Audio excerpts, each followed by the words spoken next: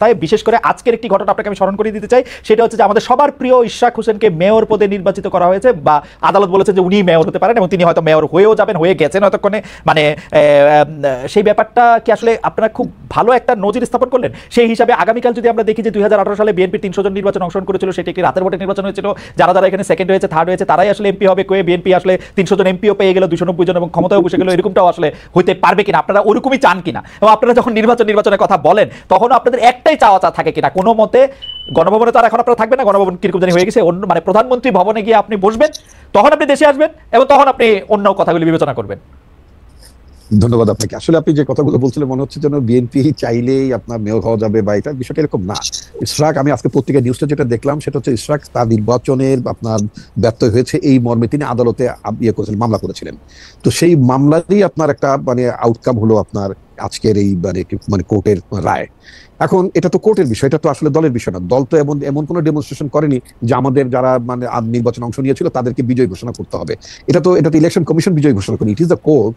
Court আপনার মানে সেই মামলাটির আপনার রায় দিয়েছে, চট্টগ্রামে রায় দিয়েছে, এখন মানে সেটা কোর্টই দিয়েছে, তাই না? এখন আপনি এই কোর্টের রায়ের বিবেচনা বোধ অথবা এটাকে আপনি যে ব্যাখ্যা আপনি দিতে পারেন সেটা আলাদা কথা। আমি যে ব্যাখ্যা দিতে পারি সেই ব্যাখ্যা হচ্ছে বিএনপি অলরেডি ইন পাওয়ার এবং বিএনপির বাইরে এখন কিছু নাই বাংলাদেশে। ইলেকশন হইলে বিএনপি 290 সিট নিয়ে আওয়ামী লীগ যেভাবে দেশ শাসন করছে এইভাবেই দেশ শাসন করবে। না, বিএনপি ইলেকশন হলে বিএনপি পাওয়ারে যদি আল্লাহর হুকুম থাকে, আমি সবসময় একজন বিশ্বাসী মুসলমান হিসেবে আমি মনে করি যে আল্লাহর হুকুম যদি থাকে, তাই না, মানে মানে রাজ্য ক্ষমতা এগুলো সবই তো আল্লাহর হুকুমের বাইরে কিছু হয় না, এটা আমি গভীরভাবে বিশ্বাস করি। এবং আল্লাহর হুকুম যদি থাকে, আল্লাহ যদি চান, নিশ্চয়ই আপনার জনগণ ভোট দিলে বিএনপি নির্বাচিত হবে, ক্ষমতায় মানে দায়িত্ব রাষ্ট্র পরিচালনা করবে। কিন্তু আপনার 290-280 এত ব্রুট মেজরিটি বিএনপি ক্ষমতা যেতে চায় না, নিঃসন্দেহে না। আপনাকে আরেকটা কথা আমি বলি, বাংলাদেশে মানে আপনার একটা ক্রেডিবল আপনার মানে ডেমোক্রেটিক প্র্যাকটিস থাকুক, একটা জবাবদিহিতা থাকুক।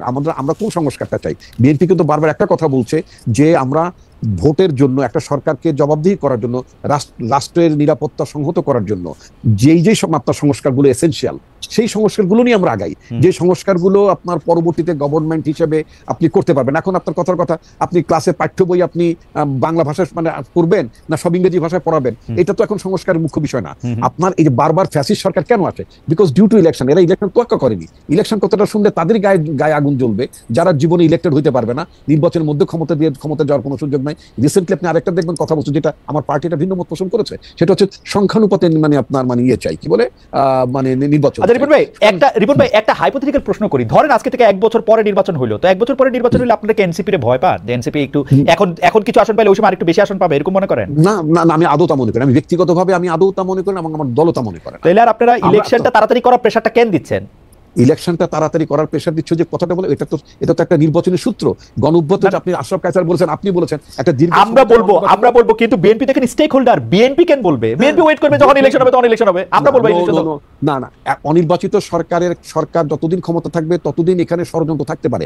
এই যে গত 3-4 দিন বাংলাদেশের যে গুজবের ফ্যাক্টরিতে পরিণত হয়েছিল এই জরুরি অবস্থা। রিপন ভাই আপনি আমার থেকে অনেক ভালো জানেন, আপনি গুজবের ফ্যাক্টরির কথা বলতেছেন। আমরা কি দেখতেছি? আমরা দেখতেছি শাহাদাত সাহেব চট্টগ্রামে মেয়র হয়েছে, ইশরাক সাহেব ঢাকায় মেয়র হয়েছে, অ্যাটর্নি জেনারেল আপনাদের লোক, আইন আদালতে গিয়ে তারেক সাহেবের সব মামলা তুলে নেওয়া হয়েছে বা খালাস হয়ে গেছে, বেগম জিয়ার মামলা পরের দিন খালাস হয়ে গেছে। সেক্রেটারি যারাই প্রশ্ন করি, আমি তো কিছুদিন সরকারি চাকরি করছি জানি, যারাই প্রশ্ন করি সে নিজের প্রথমে বলে না যে ভাই তোমার সাথে বিএনপির কোন লিডারের কথা হলে তুমি কিন্তু বললো আমি কিন্তু বিএনপির লোক। এই সিস্টেমটা তো ভাঙতে হবে। কেন তাকে বলতে সে বিএনপির লোক? আমি তো বারবার আমি তো রাজনীতি করি, আমি যখন আমার এলাকায় যাই, I met my SP DC আপনার ইউনো, তাদেরকে মিট করছি। আমি একটা কথা বলতাম যে প্রজাতন্ত্রের কর্মকর্তা হিসেবে আপনি কখনই বিএনপির লোক আপনার পরিচয় দেওয়ার দরকার নেই। যেমন আপনি আওয়ামী লীগের লোক পরিচয় যদি দিয়ে থাকেন, সেটাকে যেমন আমরা মানে অন্যায্য মনে করছি, সমালোচনা করছি, একইভাবে আপনি কখনো বিএনপির লোক হিসেবে পরিচয় দেবেন, সেটাকেও কিন্তু আমরা সমালোচনা করব, নিন্দা করবো এবং আমরা এটাকে মোটেই প্রশ্রয় দেবো না। আপনার প্রজাতন্ত্রের মানে কর্মকর্তা থাকুন, তাতে বরং আপনি রেসপেক্ট পাবেন। আপনার পোশাকের মর্যাদা, আমি পুলিশ অফিসারকে বলেছি, আপনার পোশাকটাকে তো আমরা শ্রদ্ধা করতে চাই, আপনাকে কোনো বিশেষ অনুগত।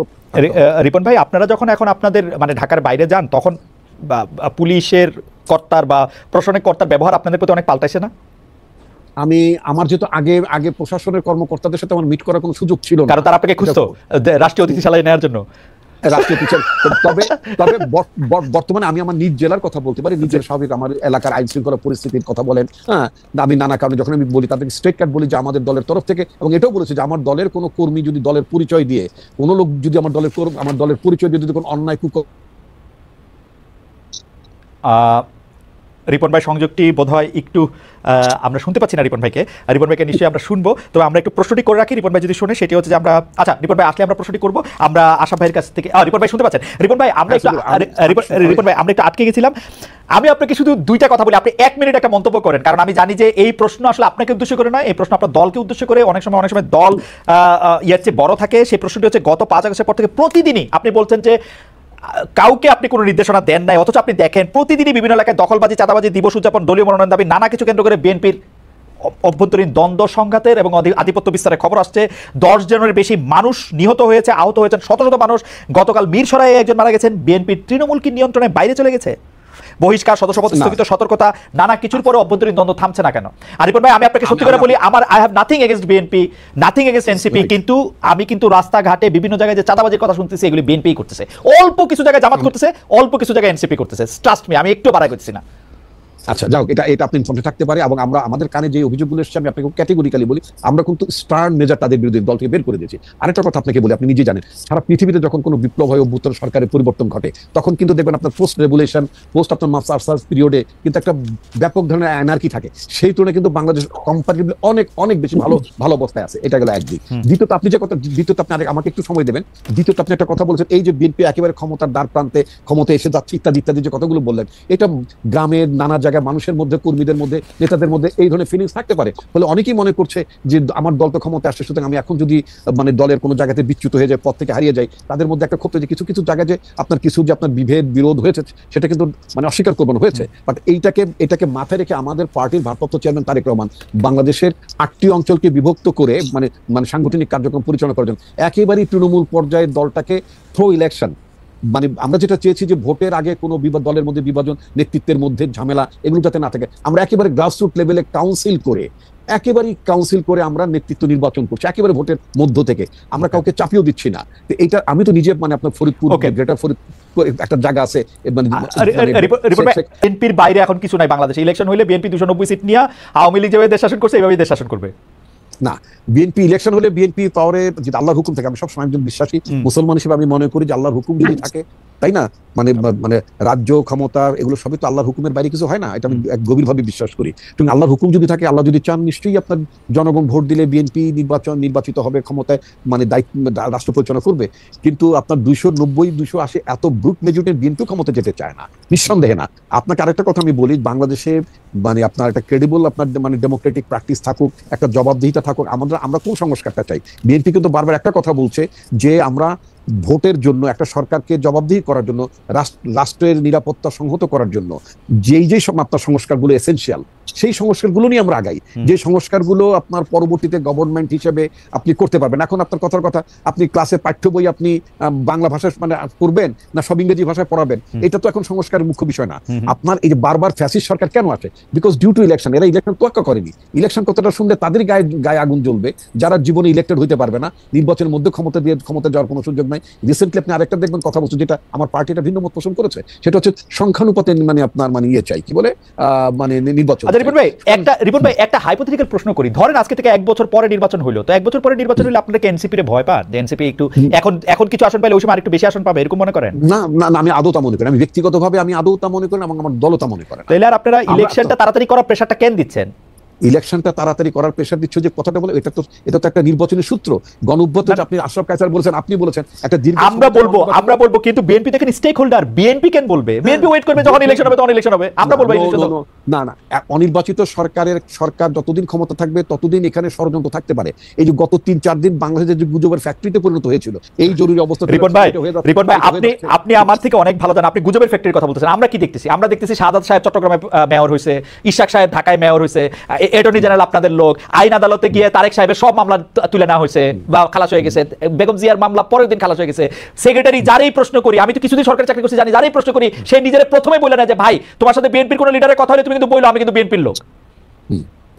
এই এই সিস্টেমটা তো ভাঙতে হবে। কেন তাকে বলতে হবে সে বিএনপির লোক? আমি তো বারবার, আমি যখন আমি তো রাজনীতি করি, আমি যখন আমার এলাকায় যাই, I met my SP DC আপনার ইউনো, তাদেরকে মিট করছি। আমি একটা কথা বলতাম যে প্রজাতন্ত্রের কর্মকর্তা হিসেবে আপনি কখনই বিএনপির লোক আপনার পরিচয় দেওয়ার দরকার নেই। যেমন আপনি আওয়ামী লীগের লোক পরিচয় যদি দিয়ে থাকেন, সেটাকে যেমন আমরা মানে অন্যায্য মনে করছি, সমালোচনা করছি, একইভাবে আপনি কখনো বিএনপির লোক হিসেবে পরিচয় দেবেন, সেটাকেও কিন্তু আমরা সমালোচনা করব, নিন্দা করবো, এবং আমরা এটাকে মোটেই প্রশ্রয় দেবো না। আপনার প্রজাতন্ত্রের মানে কর্মকর্তা থাকুন, তাতে বরং আপনি রেসপেক্ট পাবেন। আপনার পোশাকের মর্যাদা, আমি পুলিশ অফিসারকে বলেছি, আপনার পোশাকটাকে তো আমরা শ্রদ্ধা করি, শ্রদ্ধা করতে চাই, আপনাকে কোনো বিশেষ অনুগত। রিপন ভাই, আপনারা যখন এখন আপনাদের মানে ঢাকার বাইরে যান, তখন পুলিশের কর্তার বা প্রশাসনিক কর্তার ব্যবহার আপনাদের প্রতি অনেক পাল্টাইছে না? আমি আমার যেহেতু আগে আগে প্রশাসনের কর্মকর্তাদের সাথে আমার মিট করার কোনো সুযোগ ছিল না, কারণ তারা আপনাকে খুঁজতো রাষ্ট্রীয় অতিথিশালায় নেওয়ার জন্য। রাষ্ট্রীয় টিচার। তবে তবে বর্তমানে আমি আমার নিজ জেলার কথা বলতে পারি, নিজের স্বাভাবিক আমার এলাকার আইন শৃঙ্খলা পরিস্থিতির কথা বলেন, হ্যাঁ, আমি নানা কারণে যখন আমি বলি তাদেরকে স্ট্রেট কাট বলি যে আমাদের দলের তরফ থেকে, এবং এটাও বলেছে যে আমার দলের কোনো কর্মী যদি দলের পরিচয় দিয়ে, কোনো লোক যদি আমার দলের পরিচয় দিয়ে যদি কোনো অন্যায় রিপন ভাই সংযোগটি বোধহয় একটু আমরা শুনতে পাচ্ছি না রিপন ভাইকে।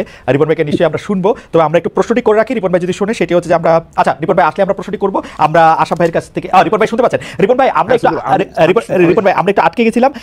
আমি আপনাকে শুধু দুইটা কথা বলি, আপনি 1 মিনিট একটা মন্তব্য করেন, কারণ আমি জানি যে এই প্রশ্ন আসলে আপনাকে উদ্দেশ্য করে নয়, এই প্রশ্ন আপনার দলকে উদ্দেশ্য করে। অনেক সময় দল ইয়ার চেয়ে বড় থাকে। সেই প্রশ্নটি হচ্ছে গত 5 আগস্টের পর থেকে প্রতিদিনই আপনি বলছেন যে কাউকে আপনি কোনো নির্দেশনা দেন নাই, অথচ আপনি দেখেন প্রতিদিনই বিভিন্ন এলাকায় দখলবাজি, চাঁদাবাজি, দিবস উদযাপন, দলীয় মনোনয়ন দাবি, নানা কিছু কেন্দ্র করে বিএনপির অভ্যন্তরীণ দ্বন্দ্ব সংঘাতের এবং আধিপত্য বিস্তারের খবর আসছে। 10 জনের বেশি মানুষ নিহত হয়েছে, আহত হয়েছেন শত শত মানুষ। গতকাল মিরসরাইয়ে একজন মারা গেছেন। বিএনপির তৃণমূল